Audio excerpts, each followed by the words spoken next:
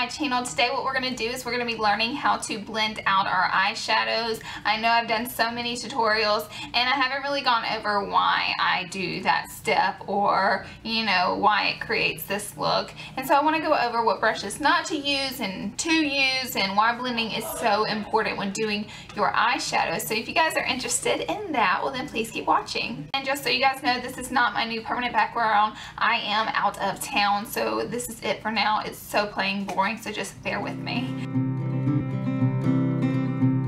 First thing I wanted to go over with blending is the fact that everybody's eye shape is different, and blending really depends on the tool that you use. So I can't tell you guys to use the exact same blending brush that I use, because there's so many different ones out there and everybody's eye shape is different. So what might work for me maybe won't work for you. So there's that. So now I want to go over some brushes that are really good for blending out your eyeshadows. I have various brands. The first one, we're going to zoom in. Our first guy here is by Urban Decay. Their Naked palettes come with these. These are great for blending out your eyeshadows, and it also comes with one for packing on color. That one's dirty. But these work really, really well. And again, you'll just have to play with them and see which one works best for you.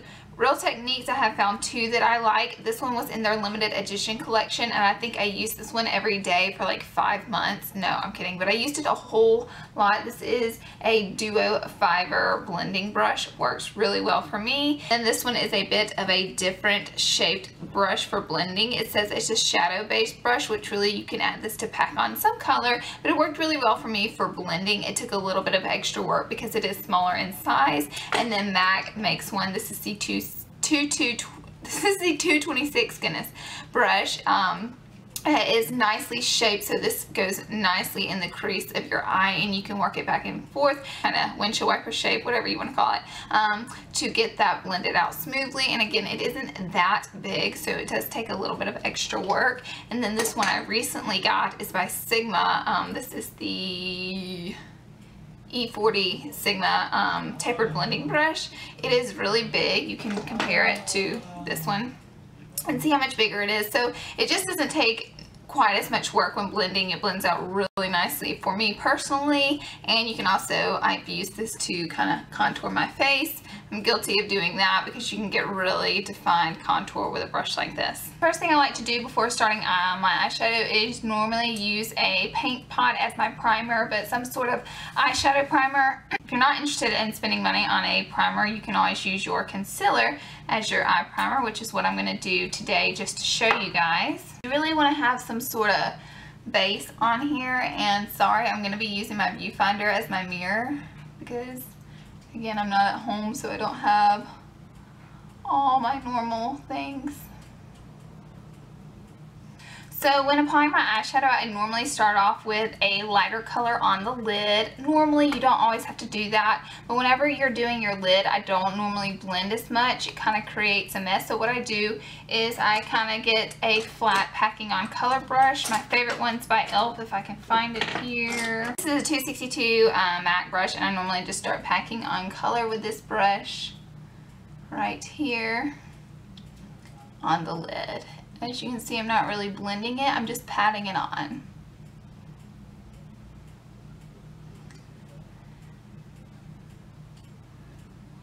And as you can see, I don't go all the way out here with the color that I'm adding onto my lid. And then I know you guys see me do this in like every one of my videos. I normally get a very natural color. Today I'm going to use Mauve right here out of the Lorac Pro palette. I always put a natural neutral color in the crease of my eye before I start any eyeshadow look. The reason I do that is because eye primers make the eyeshadow stick on really well, so it kind of makes it tacky and sticky, and you're going to have a really hard time blending out your colors. It makes it a lot harder to blend out your colors whenever you are putting a direct darker color onto an eye that is primed. So yeah, this helps basically take over some of that primer, which I just used concealer, and it kind of softens any lines that you put on the lid, and it also kind of sets me a boundary line and lets me know how high to go with my darker colors to not go past this light brown color that I'm using. Now what I'm going to do to add some color in my crease, I'm going to be using this color. It's Cranberry by MAC. And with a pencil brush, let me get my mirror. Okay.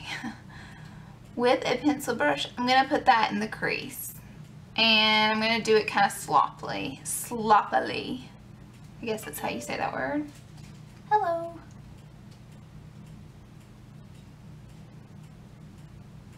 And now I have wiped my blending brush off with a towel. That way it is a clean blending brush. And then I'm just going to smooth out these colors. Because the thing that is so important when blending, you never want to be able to tell where your eyeshadow cuts off, where you put it on. You want it to look really smooth and natural looking.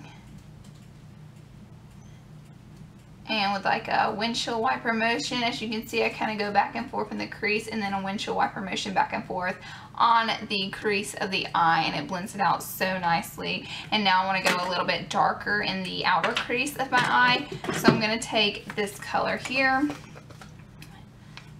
It's just a darker kind of burnt maroon color. And with a pencil brush, I'm just going to find a mirror. Okay. I'm just going to put that in the crease.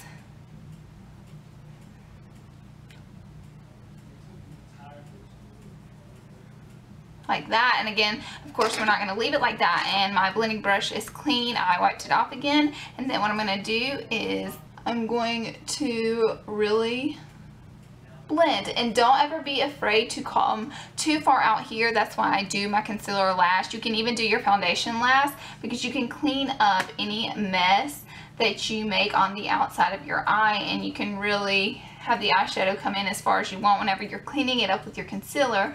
Or you can do the old-fashioned trick and put a piece of tape on your eye and then really have fun with blending out your shadows then. I just keep going with it until I feel like it's blended as much as I want it to be. You can play with your eyeshadows and add more, take away some. As you notice that we blended all this, we kind of took away a whole lot of that lighter color that was right here. So what I normally do before I do my eyeliner is I add a little bit more of that lighter color with my flat brush. And then I'm also going to add a little bit to the brow bone.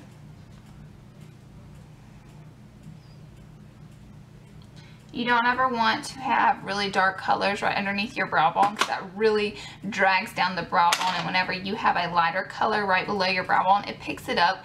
Alright guys, I know I'm still looking a little bit crazy, so what I normally do now is take some concealer. Today I'm using my MAC Pro Longwear Concealer, and then this is the part where I clean up all this outside here that we don't want. Kind of pat that under my eye. Sometimes I apply it from my hand to my brush, sometimes I put it on my face and then work it out. Just whatever works best for you. I change it up all the time. And then this is my number 57 Airbrush Concealer Brush by Sephora. This one I think was like $25, so it is a little bit expensive for one brush, but this one was definitely worth it for me. And as you can see, I work this up and into the hairline, and look how cleaned up and nice that looks. And then I know you guys always see me do this. This just really sets in the concealer and gets any excess off, so it does not crease. Next, I'm going to do my eyeliner, so I will be right back. And now I'm going to take that darker color again and add that underneath my eyelid.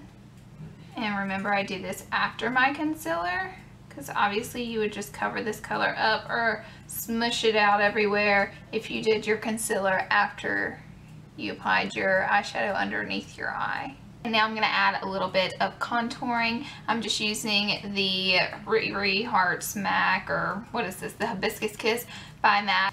And now for some lashes. Thank you guys so much for coming to my channel. I hope you guys enjoyed this video a lot. I hope you got some insight on blending out your eyeshadows, and see that it really does make a big difference the more time you spend blending. And don't be afraid of eyeshadow, especially darker colors, because I know they get a little bit messy and they can be a little bit intimidating. Don't let things like that intimidate you guys. You guys are great. You're beautiful. You're wonderful. Thank you so much for watching my channel. Please subscribe if you haven't already, and everything on my face will be listed in the down bar as usual below. Bye guys.